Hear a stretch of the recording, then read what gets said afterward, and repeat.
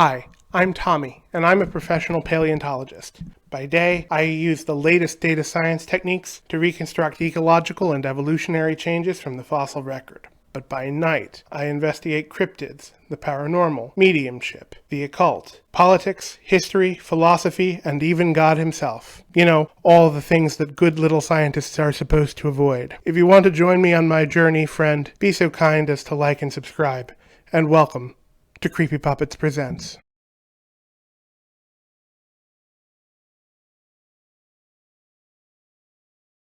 Alright, so I wasn't going to make any videos this week because I had a medical emergency in the family, and dealing with that kind of distracted me. But I want to react to Richard Dawkins' most infuriating comment of the week relating to Down syndrome and just a whole bunch of ableist nonsense, which, you know, I talk about ableism quite frequently, so I felt like I had to talk about this. So back in 2014, Richard Dawkins made a series of tweets suggesting that it would be immoral not to abort babies with Down syndrome, which of course kicked off a firestorm that he had to walk back. Well, recently, he was on a radio show in Ireland, and the host, Brendan O'Connor, and you can see I'm getting this from a pro-atheist website, so I'm not cherry-picking the story just to make him look bad. Now, this radio host has a daughter with Down syndrome, and so the host decided to grill him on his position, and Richard Dawkins did not come out looking very good. So essentially he asked him, why do you think that it would be immoral? Why logically, factually, scientifically, would it be immoral to not abort someone with Down syndrome? And I guess Down syndrome person is probably the better verbiage there. And he essentially admitted that he didn't know anyone with Down syndrome personally, and really had no science to back up his claim that it would be unwise. He walked back the immoral language and talked about, this was O'Connor's final sting. There are children who are so-called perfect, can cause terrible suffering in the world as well, but I suppose we have no way of checking, have we? And I'm not going to play the clip, but I really like the sort of crisp snark when it comes in an Irish accent. So I just wanted to talk about, this is a classic example of extremely toxic ableist attitudes that, I don't have a great deal of personal experience with Down syndrome, but I have lots of personal experience with autism. This is the kind of ableist nonsense that we argue against all the time. There is a presumption in the medical world that our lives, the lives of people with disabilities, Dawkins mentions people who would be born blind, that our lives are just inherently not worth living.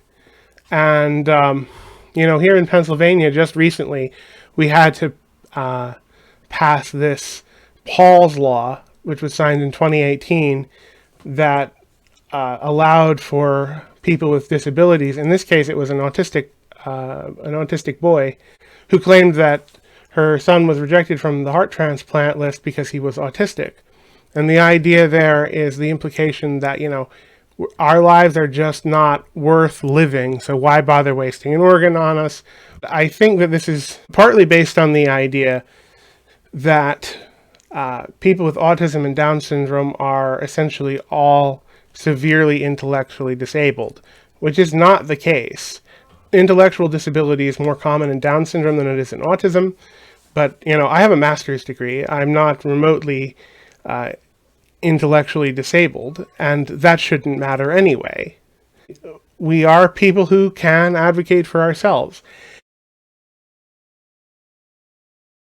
So there has been a long history of people on the left who have criticized abortion as being essentially, an idea that emerged in the context of capitalism and as a capitalist ideology, and that, we can criticize abortion from anti-capitalist grounds. So one of the classic examples of this is, just the difference between how the left and the right view collective rights, whereas centrist liberals don't believe in collective rights. Like, the quintessential point of liberalism is that individual rights are more important than any class rights.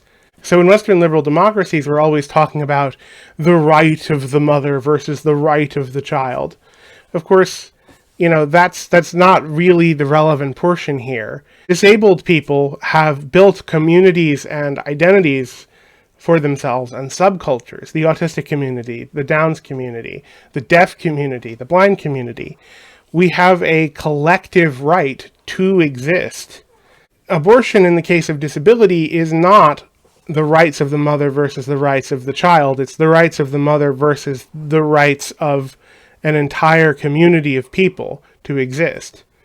If you've followed the widespread abortion of Down's babies in Iceland, you know that it's being promoted by the medical establishment there as well for the same reason, that Down syndrome life is life not worth living. And, when you're trying to wipe out an entire group because a certain group in a position of authority thinks that you have lives not worth living, that's pretty well the definition of genocide. According to the ICC website, genocide is characterized by the specific intent to destroy, or in whole or in part, a national, ethnic, racial, or religious group by killing its members or by other means, serious bodily injury, mental harm to members of that group, deliberate infliction on that group of conditions of life calculated to bring about its physical destruction in whole or in part, imposing measures intended to prevent births within the group, or forcefully transferring children of the group to another group. I think it's fair to say that the widespread abortion of Downs people in Iceland constitutes a genocide. There are other points that leftists make against abortion, largely based on, labor theory of value and how the labor value of unborn citizens is a valuable economic factor that is a decision that needs to be made by the class and by the state. But, I think that may be a bit too complicated to go into here. And look, this conversation has dealt a lot with questions of utilitarian ethics. Utilitarian ethics were invented by liberals.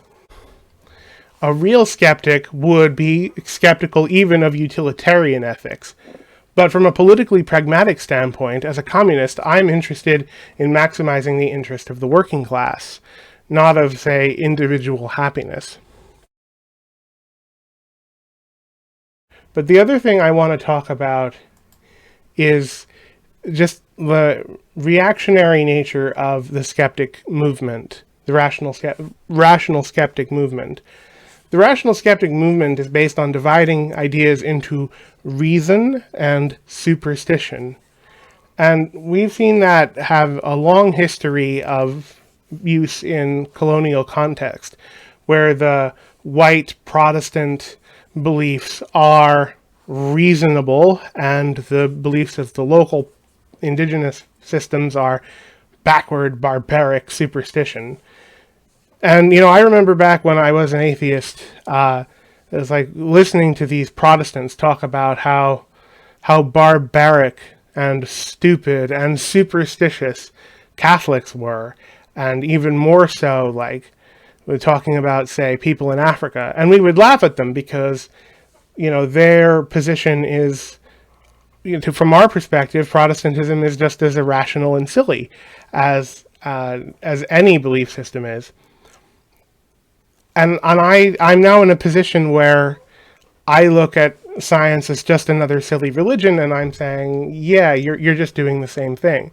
So people are surprised, why are all these rational skeptics being so reactionary? Well, rational skepticism is built fundamentally on reactionary ideas. It can't help that. Deal with this reactionary garbage is to just call it out as reactionary garbage and say, look, whatever else you might believe, it doesn't matter that it's irrational if it's wildly harmful. And this is documented harm. The rational skeptic community is promoting eugenics, and I've seen, people who come out to defend him, talking about how it would be biologically plausible. And of course, that's missing the point. Getting into a debate about the science of eugenics is irrelevant when the morality of eugenics is our primary concern. So we need to call them on their colonial reactionary bullshit right away, and we need to call them on their false ethics. And we're not under an obligation to debate the science of eugenics. All right, that's it for now. Take care.